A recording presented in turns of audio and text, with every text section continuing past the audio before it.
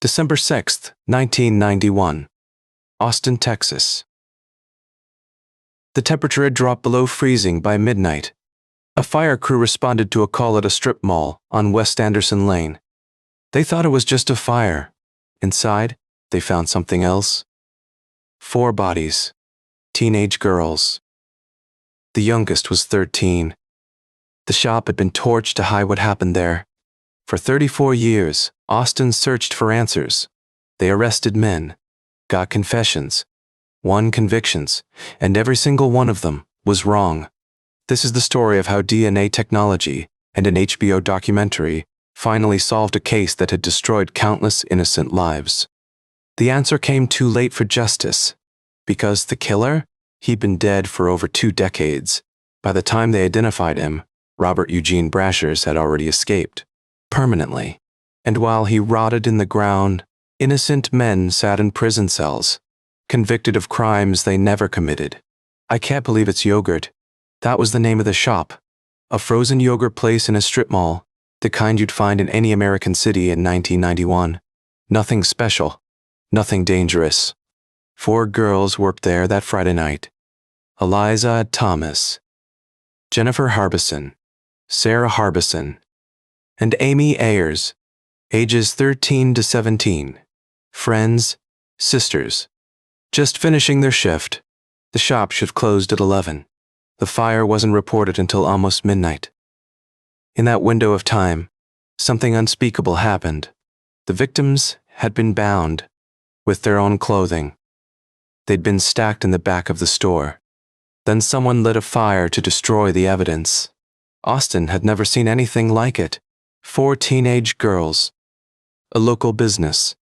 The brutality shocked a city that thought itself safe from this kind of darkness. The investigation began immediately. Police collected evidence. They interviewed hundreds of people, and within months, they believed they had their suspects. Over the years, multiple men were arrested. Confessions were obtained, some under questionable circumstances. Convictions followed. The city believed justice had been served, but those convictions, they didn't hold. Evidence was re-examined.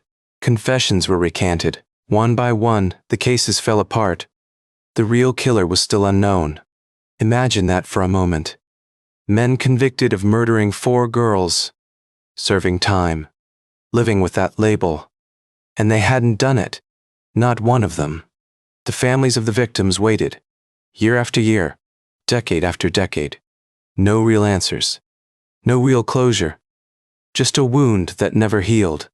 Then, in August 2025, something changed. HBO released a 4-part documentary series called The Yogurt Shop Murders. Emma Stone served as executive producer. The documentary didn't just retell the story. It asked uncomfortable questions. Why had the investigation failed so many times? Who else should police have been looking at? The series premiered August 3, 2025. Within weeks, Austin police held a press conference. They had finally identified their suspect. But it wasn't anyone people expected. His name was Robert Eugene Brashers, and he'd been dead since 1999. For 26 years, the answer had been lying in a grave somewhere in Arkansas. Advanced DNA testing technology made the identification possible. Techniques that didn't exist in 1991. Techniques that barely existed 10 years ago. Science had finally caught up with the cold case. Investigators also re-examined ballistics evidence from the original crime scene. The combination of fresh DNA analysis and old-fashioned detective work finally pointed to Brashers. But who was Robert Eugene Brashers? That question led investigators down a much darker path. The Austin murders weren't his only crimes. In 1997, 6 years after the yogurt shop murders, Brashers allegedly raped a 14-year-old girl in Tennessee. The crime went unsolved at the time. In 1998, a mother and daughter were shot in Missouri. Same DNA profile. Same suspect. Robert Eugene Brashers was building a body count across state lines. The pattern was clear. Brashers was a serial predator, moving across the country, leaving victims in his wake. The yogurt shop murders weren't an isolated event. They were part of a spree. Brashers died in 1999. The official record says it was suicide, He never faced arrest for any of these crimes. He never saw the inside of a courtroom. For the families of his victims, there will never be a trial. No verdict. No sentencing. No chance to look the killer in the eye and ask why. But for the men wrongfully accused, the ones who served time, who lost years, whose reputations were destroyed, this identification means something. It means they've finally been cleared. Think about that weight for a moment. Being accused of murdering 4 teenage girls. Having your community believe you did it. Going to prison. Knowing you didn't do it. And then, decades later, a documentary and a DNA test finally prove what you've been saying all along. You didn't do it. You were innocent. The system failed you. The DNA technology that cracked this case is called Advanced Forensic Genetic Genealogy. It compares crime scene DNA against massive databases of genetic information. When family members submit their DNA to ancestry services, they create connections. Those connections can lead investigators back through family trees, right to a suspect. This same technology has solved dozens of cold cases in recent years. The Golden State Killer, the Bear Brook murders. Cases that seemed impossible suddenly have answers. But those answers raise their own questions. How many other cases could be solved with this technology? How many killers are still out there? Their DNA waiting in evidence lockers. The yogurt shop case took 34 years to solve, not because the evidence wasn't there, but because the technology to read that evidence didn't exist yet. The documentary played a role too. Public pressure matters. Media attention matters. When HBO put this case in front of millions of viewers, suddenly resources appeared that weren't there before. Stories have power. When a case becomes more than just a file number, when it becomes human again, things change. People pay attention. Investigators feel pressure to act. Robert Eugene Brashers was born in 1957. He died in 1999 at 42 years old. In those 4 decades we now know, he left a trail of violence across multiple states. The full scope of his crimes may never be known. Investigators are now looking at other unsolved cases from the 1980s and 1990s. Where else might his DNA appear? For Austin, the identification of Brashers brings a strange kind of closure. Not complete, not satisfying, but something. An answer, even if it came too late. The strip mall where the yogurt shop stood has been renovated and changed hands multiple times. The original building is gone. But memory lingers in that location. Cases like this remind us why cold case funding matters. DNA technology is only useful if there's money to apply it. Consider supporting organizations that push for these resources. If you sent your DNA to an ancestry service, you potentially helped solve crimes like this one. Those databases connect families and sometimes lead police to answers. The wrongfully accused men in this case lost years they'll never get back. But DNA evidence has now exonerated them completely. The record is finally clear. Wrongful convictions don't just harm the falsely accused. They let the real perpetrators go free. While innocent men sat in prison, Brashers continued committing crimes. Documentary filmmaking has become a powerful tool for justice. Shows like the yogurt shop murders bring cold cases to public attention, and that attention drives results. If you're moved by these stories, consider sharing them. Engagement helps documentaries get made. Views translate to resources for the next investigation.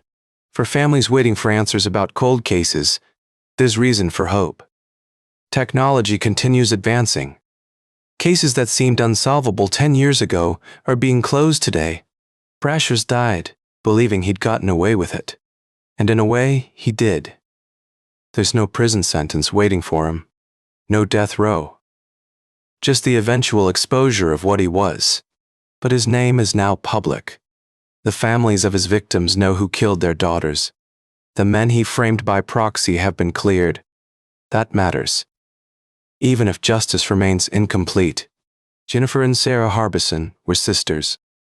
They went to work at the yogurt shop together that December night. They never came home. Eliza Thomas was 17. Amy Ayers was 13, the youngest victim. Both were customers at the shop that night, in the wrong place at the wrong time. They were just teenagers, working their shift, hanging out with friends, doing exactly what teenagers are supposed to do. And then something monstrous walked through that door. That's the randomness that makes cases like this so disturbing. There was no connection between Brashers and these girls that didn't know him. He chose them for reasons only he understood. Investigators believe Brashers was a traveling predator. He moved through states, committed crimes, and moved on before connections could be made. The yogurt shop was opportunity. He died without confessing, without explaining, without giving anyone the closure of understanding why. The answers died with him in 1999. And that might be the cruelest part of this story. 34 years of searching. 34 years of wrong answers. And when the truth finally arrives, the killer is already gone. If stories like this matter to you, subscribe. We bring you cases like this one every week. Cold cases solved, justice delayed, truth finally revealed. Wrongful convictions are more common than many people realize. Organizations like the Innocence Project work to free the falsely accused. They're worth supporting. The HBO documentary continues to stream. For those who want to understand this case more deeply, the 4-part series provides context no summary can match. The yogurt shop murders case is now officially closed. After 34 years. After wrongful convictions. After a documentary forced the world to pay attention again. 4 girls. 4 decades of waiting. And a killer escaped earthly justice by dying 26 years before he was identified. The truth arrived too late for trial. Too late for sentencing, but not too late to clear the innocent, and finally name the guilty. Robert Eugene Brashers. Remember that name, because for 34 years no one knew it, and 4 families had to wait, while justice pointed at the wrong men. This case is closed, but the questions it raises, about wrongful conviction, about delayed justice, about how we solve crimes, those questions stay open. December 6, 1991, Austin, Texas. 4 girls who never came home, and a truth that took 34 years to find them. Long pause. Good night.